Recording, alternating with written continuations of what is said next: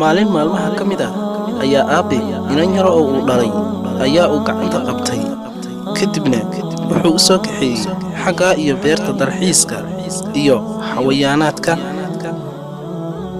inantii yarayd aabaheed iyagoo ay dul marayaan biriishka buundada webiga ayaa wuxuu ku yidhi aabbo gacantay qabso yaanad ka dhicin buundada.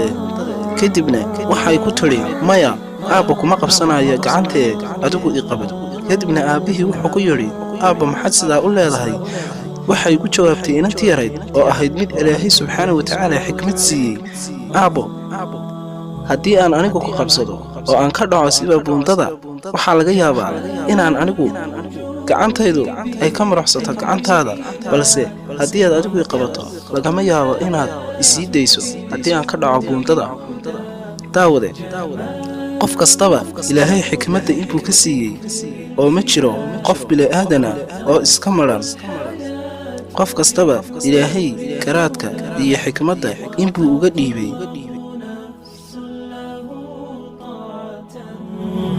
ويبلغ سعد إلى منتهى فؤاد